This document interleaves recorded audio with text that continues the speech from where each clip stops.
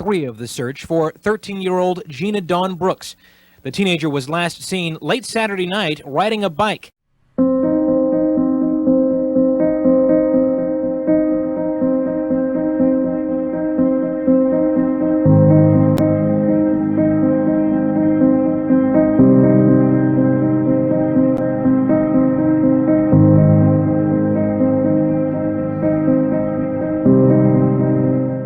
It was a really hot, muggy August night. I started my shift at 9:30 p.m. and about 10:30, 11 o'clock, I think it was. It's been so long ago. Got a call of a bicycle found on High Street. So I went over there, and here's this bicycle. There's no markings on it, no blood, no nothing. So I just took it and set it up in the yard at that time. A neighbor said he heard the sounds of a girl screaming and a car screeching off. Fredericktown is a city of about 4,000. Nothing like this had ever happened here before, and townsfolk are taking it very seriously. Then about 2 a.m. is when Cindy, the mother, reported that Gina was missing on a bicycle. And it was like, now it takes, it hits me at home what the bicycle was. And it was pretty immediate. I mean, when she said at 2 o'clock that Gina was missing on a bicycle and we confirmed to the hospital that nobody was there, we knew something was afoul.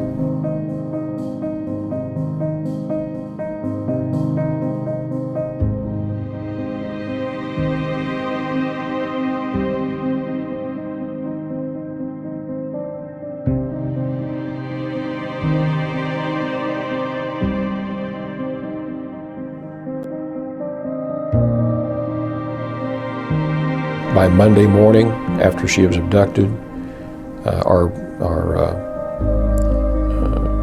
command post was the firehouse, and it was packed with city, county, state, and federal law enforcement officers there to help. Earlier today, more than 60 people from 3 counties joined state, federal, and Fredericktown police in the search. I don't think Fredericktown had ever seen that many law enforcement officers at one time.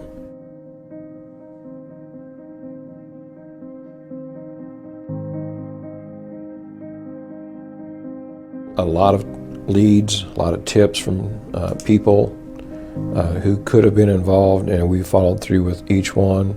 Those searchers targeted state parks, abandoned buildings, anywhere in the countryside that appeared hopeful, and they chased down more leads, more dead ends, never knowing when the next one might pan out. People never think it's going to happen to you, but it sure does happen in small towns just like it does in big cities. It's upset everybody. We're all afraid for our kids. Gina's family spent another long day waiting for word. You can't do anything else. You can't get your mind on anything to do anything else.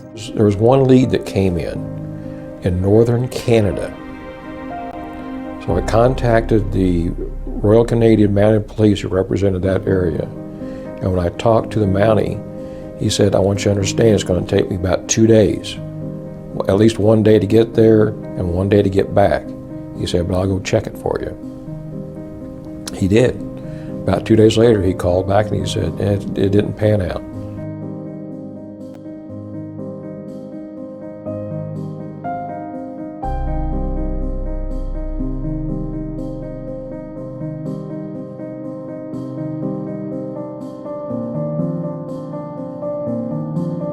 My wife could tell you that for the first several years after it happened, I'd wake up during the middle of the night and start writing down thoughts that was going through my head.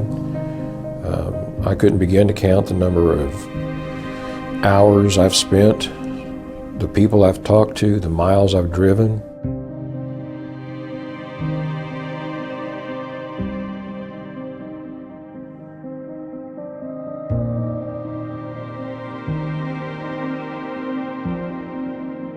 There's always hope that someone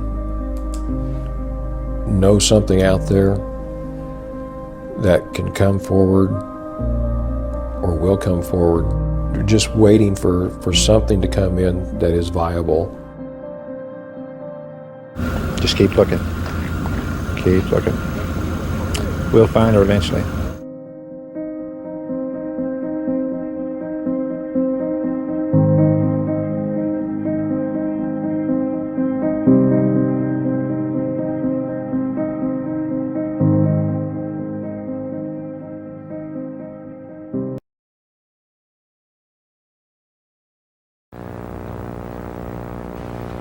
Tonight, relatives await news of the fate of 13-year-old Gina Brooks, who disappeared Saturday night not far from her home, as police await the return of witnesses from Texas who were taken there by the FBI for hypnosis.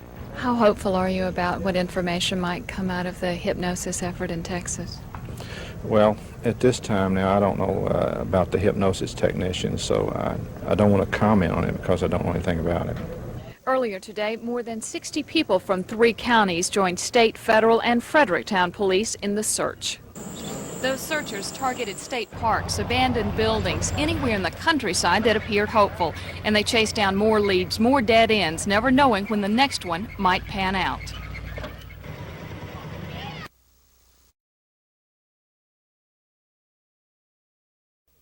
These were the guys and this was the car. Cindy Box is the mother of Gina Brooks.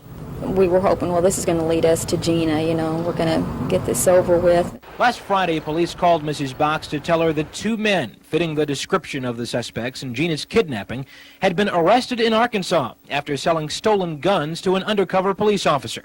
But now police say they do not believe the men had anything to do with the abduction. It's a real letdown. Madison County Police say 24 hours ago they thought their case was made. But now it may be time to start over. Everything just matched real good except the color of the wagon, and that can change under these street lamps. The color we had was dark green, and this is a light green. Also, police think the car was bought somewhere in the St. Louis area a month after Gina was abducted. Mrs. Box says she'll continue to do what she's been doing since the night of August 5th, when her daughter disappeared. Hoping and praying and sitting by the phone waiting for a call.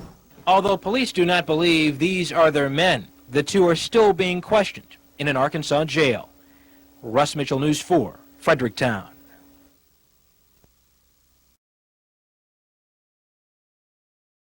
The day for Madison County Police and FBI agents. This is day 3 of the search for 13-year-old Gina Brooks. The teenager was last seen late Saturday night riding a bike. A neighbor said he heard the sounds of a girl screaming and a car screeching off. Gina's family spent another long day waiting for word. You can't do anything else. You can't get your mind on anything to do anything else. Fredericktown is a city of about 4,000. Nothing like this had ever happened here before, and townsfolk are taking it very seriously. People never think it's going to happen to you, but it sure does happen in small towns just like it does in big cities. It's upset everybody. We're all afraid for our kids. At the ice cream stand where Gina was known to hang out, another flyer pleads for help. So does a friend who works here. You know, it's really close to home when it happens in your own small town because everybody knows everybody, and it's scary. Police say they are frustrated, but based on kidnapping statistics, they believe Gina is still in the area. Where do you go from here?